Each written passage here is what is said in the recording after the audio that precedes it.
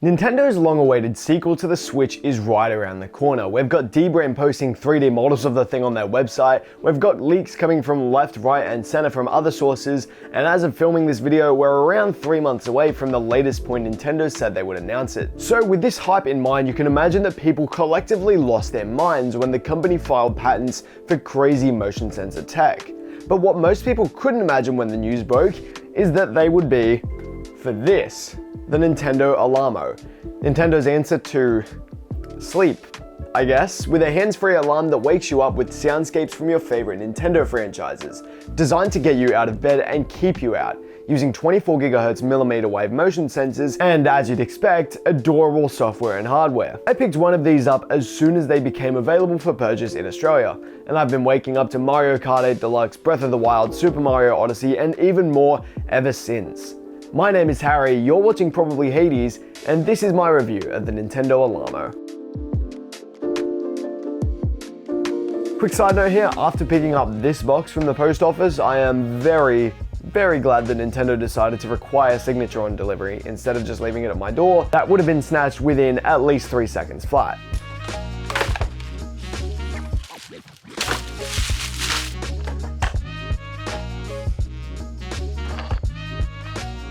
Nintendo keeps the unboxing here pretty simple, only including the Alarmo itself and a USB A to C cable for power. They don't include a power brick here, but it's not fussy on what it'll accept. I currently have it plugged straight into my desk and it's working fine. I'll talk more about the UI and UX of the Alarmo later in the video, but it's obvious from the very start, going through the setup, that the entire thing is just filled with the Nintendo charm you'd expect, even more so than the Switch, I'd say. Going through the setup, you set the time and date and then begin setting up the aforementioned motion sensor. First, it does a little show and dance, getting you to wave your hands at the screen and walk back and forth to show you that it does in fact work, before it asks a few questions to make sure it's watching the correct area, like how big your bed is, how far away the clock is from the bed, and where it's been placed around the bed. It then makes you get into bed to test everything out and make sure you know how to use it.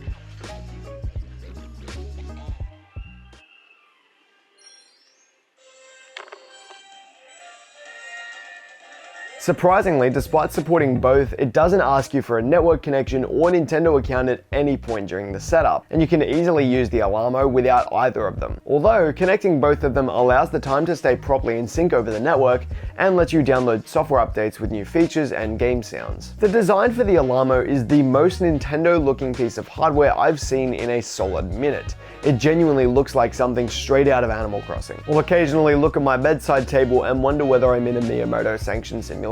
And the build quality is really nice as well, despite being built entirely from plastic. The dial is smooth to turn and pushing it down results in a satisfying clunk, and the other two buttons for back-end notifications are delightfully clicky. The front of the clock sports this circular screen space, although unfortunately the screen itself is not circular, which I think could have opened up some really cool software opportunities, although that probably would have driven up the price even more than it already is, so I'll give it a pass here. It does feel pretty lightweight overall, but it's still heavy enough to not get pulled off from the weight of the USB-C cable or anything like that, and the speakers actually get quite loud when they're sounding the alarm. I wish I could, but I can't really test the overall quality of the speakers, considering you can't just play audio files on here, but they sound pretty good for the alarm soundtracks and the UI sound effects.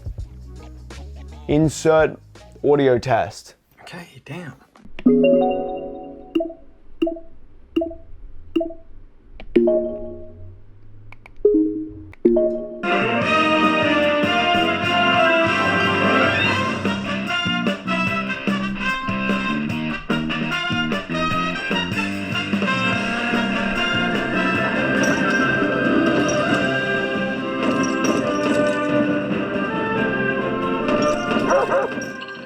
Obviously, this is an alarm clock, and pretty much the only feature you'll be using the most here is the alarm itself. But like I mentioned, this isn't just any alarm clock, it's hands-free, and the motion sensor that powers this functionality seems to be decently accurate once it's properly set up. Although my bedside table seems to be a little bit lower than it would like it to be, and my Alarmo does tend to occasionally see motion that doesn't exist sometimes, causing it to begin dismissing the alarm before I'm out of bed. At some point, I'm going to put it on a box or something and test that out. I'll leave a note here with how that went. What I ended up doing here was just using the sensor test feature in the settings, and here's how that went. The sensor test essentially just gets you to kind of move out of the way of where the sensor would be, and then it checks for any sort of movement, that is in the area that shouldn't be when nothing is there. To make sure you can actually stay out of the way of the sensor when you're not supposed to be in there, it uses sounds and the LED on top of the dial to indicate when it's running. If it sees anything, it'll give you an error, and if it sees nothing, it'll be fine. I think it was that was moving over there. So I'm gonna try this check again.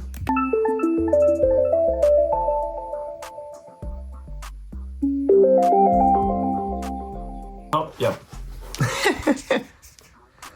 It was a balloon. That is one thing you'll definitely need to consider here, and it's that millimeter wave is very, very sensitive. Like you just saw there, something as simple as a balloon, the fan wasn't even on, it wasn't even moving that much, but that was enough to trigger movement within the sensor zone of 4 meters. So if there's pretty much anything other than you, and that's it in your bed, it's going to have some issues picking up your movement properly. It's going to probably try to dismiss your alarm on its own. That's what happened to me this morning. The balloon moving just kind of kept delaying my alarm. I woke up like half an hour later than I was supposed to. If you absolutely must wake up for something and you don't want anything of that nature messing up your alarm, just use button mode. There's multiple different strength levels of how Alarmo can wake you up in the morning. Those being firm, moderate, and gentle, along with the button mode I just mentioned. The first 3 modes all use the motion sensor to dismiss the alarm, and all but gentle ramp up in intensity after 20 minutes if you don't get out of bed, after starting with a progressively louder fade-in of your selected soundscape. Oh my god. It actually is doing the Guardian. I joked about that. Oh, that is actually quite scary. If you get up at your alarm time and actually get out of bed, each of these alarm modes tends to ease you out of sleep instead of your average phone alarm, which tends to, at least for me, jolt you awake. I'm gonna put this more in frame actually. There we go. While this does lead to a nicer wake up, you may want to set your alarm a little bit earlier than usual. I've been using firm or button mode and setting it about 15 to 20 minutes earlier than usual, meaning it'll ramp up to the max intensity at my standard wake up time, and that's been working well for me. It makes up for the fact that I can't set multiple alarms, each with 5 minutes between them, like I can on my phone. That, and the fact that if you get back into bed within an hour of the alarm going off, it turns straight back on. One thing to note here is that this product is clearly designed for use by kids, and really the only main consequence that this might have for an adult is that the motion sensor tech is completely unsupported with more than one person in a bed. If you're sleeping with a partner, or even if pets are in and out of your bed, you'll be forced to use the button mode to make sure that your alarm isn't accidentally deactivated or reactivated by other movement that isn't you. When you are being woken up, the alarm sounds are not standard and are based on a variety of different game sound effects that you can pick from, like Mario Kart 8, Ring Fit Adventure, Splatoon 3, Pikmin 4, Breath of the Wild, and Super Mario Odyssey. Mario Kart 8 Deluxe was the first to be added through a software update, and it's also been confirmed by Nintendo that Animal Crossing New Horizons will be added in the future, which I am very much looking forward to. All of that info is entirely useless if the alarm doesn't actually wake you up, and I'm happy to report that it absolutely does. In fact, there were multiple times where the motion sensor got me out of bed almost immediately upon waking up and actually kept me off my phone entirely for a very long time. Unlike my usual routine of grabbing my phone off the nightstand to turn off my alarm and instantly being drawn into the 25 or so emails I'll get overnight. I mentioned it in my Christmas special last year, but the day I wrote and shot that video, I woke up with the Alarmo and hadn't opened a single social app before getting most of the script completed, which is a huge plus for me.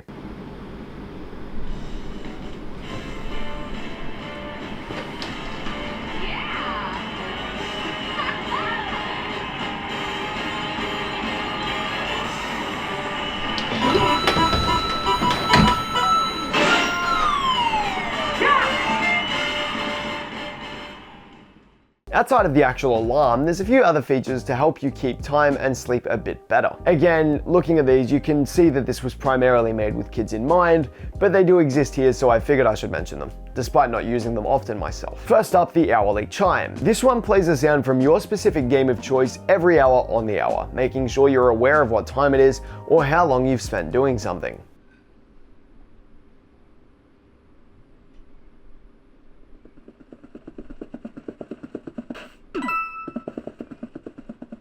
When you're in bed though, it won't play any chimes, specifically from your set bedtime to the time you'll wake up. When you are in bed, you can use sleepy sounds to play music automatically when the sensors detect that you've gotten into bed after your set bedtime.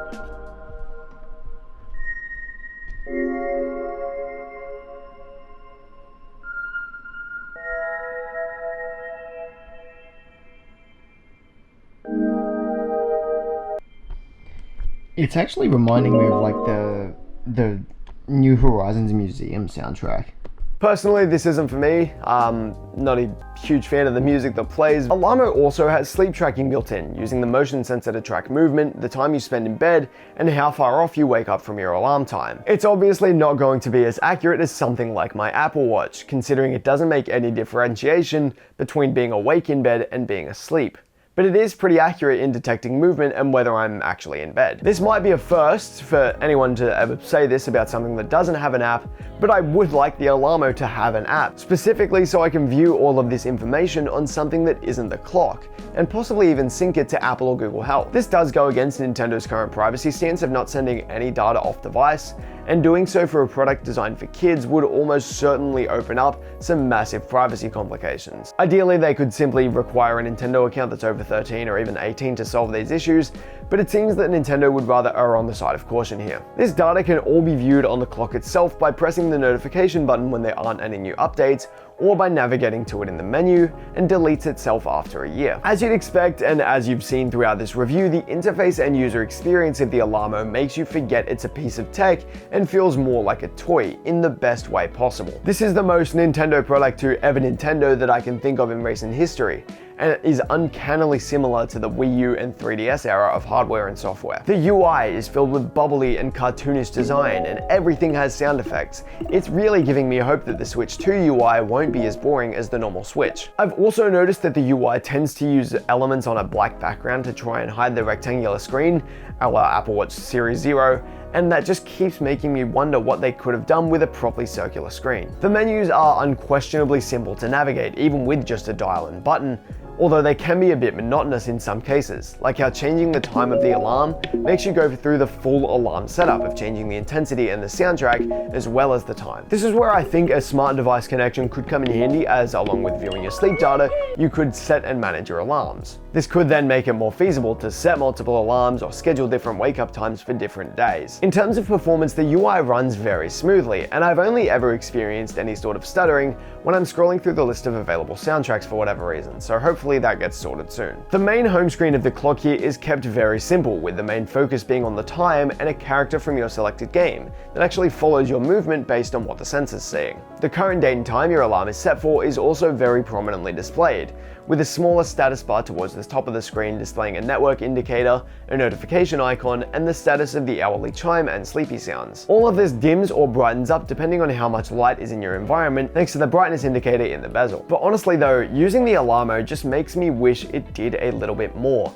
Considering that this is more expensive than both Apple's HomePod Mini and Google's Nest Hub 2, it has me yearning for just a little bit of smart home functionality. Not even being able to say, hey, assistant or whatever, but just having a mobile app that I could use it to sync with my calendar and reminders, and have those be brought to my attention by Mario himself. Have it usable as a speaker to play media, and other things in that sort of zone could justify its price tag a little bit more. And while that might seem like a bit much, there's a few other things that seem like they could have been a huge missed opportunity from Nintendo. Like how they could have had it sync with Nintendo Music if you have a Switch Online subscription to play soundtracks. Now as I go into the next topic, I'm going to tread very lightly here. I probably won't show much on screen, mostly because I don't want this entire video getting taken down for this one side note. If there's a weird cut here, you know who to blame. But one thing that does give me hope for more functionality is that modders have released proof of concept programs to run unsigned code on the Alarmo, like Doom, and a JPEG viewer, and that's about it. This is currently extremely difficult to get running, involving soldering to debug pads and disassembly of the Alarmo. Probably not that hard, but I don't own a soldering iron, so I couldn't tell you. But it's said that it should become easier in the future without any disassembly. I am already envisioning the possibilities here, like having my Alarmo act as a small home assistant dashboard, or displaying my PC stats on my desk. But none of that is possible yet, and I'm absolutely not saying to go buy this thing for the possibility of modding it in the future. If you want to hear more, Dammit Jeff has a fantastic video on the Alarmo and the process that you need to go through to get unsigned code running on the thing. Now for an alarm clock, the Alarmo is very expensive and pretty difficult to purchase. But for a brand new Nintendo product, it's pretty average in both of those categories. Alarmo comes in at $100 US or 160 Australian, and how hard it is to get really depends on where you're located. If you're in the US and Canada, the only requirement for purchasing Alarmo is a Nintendo Switch Online subscription. If you're in New York, you could also just head down to Nintendo NY and hope it's in stock. It probably won't be. If you're like me and you live in Australia though, you'll need a Nintendo Switch Online subscription, plus you'll need to wait for a registration period to open where you can sign up for a chance at buying the Alarmo. Then you need to keep an eye on your emails. I actually missed my first round of registrations because I forgot what email my Nintendo account was linked to. I was just really lucky enough to get into a second one as well. That'll give you a unique link where you can finally make your purchase. It's a bit of a process. In the near future, this should be as simple as buying something like a Switch or some Joy-Cons. But right now, it's a bit of a mess. All in all, Alarmo is a fun little piece of tech. It does exactly what it says on the tin with a user experience and design that is entirely what you'd expect from a Nintendo product. Sure, its price is going to drive away all but the most committed fans, and it would be cool to have more functionality. But what's here is very nicely polished and works wonders. You probably shouldn't be running to replace your phone or your smart speaker with it, but if you're into this sort of thing, you won't have any regrets. Honestly, I'm not sure how I managed to get a 20-minute video out of an alarm clock, yet here we are. If you like this video, make sure to hit that button, and if you really liked it, maybe even consider subscribing. Unfortunately, Nintendo has no idea who I am, and this product was purchased with my own funding. They had absolutely no copy approval rights or early previews of this video. And even if they did know who I was, they still wouldn't have either of those. If you like my stuff here, you'll probably like me on Blue Sky, Instagram, and everything else with the links on screen and in the description below. If you want more videos, you can click over here to check out my review of the Rincon Smart Ring I mentioned earlier, or you can click over here to check out whatever YouTube thinks you'll like. Thanks for watching, and I'll see you guys next time.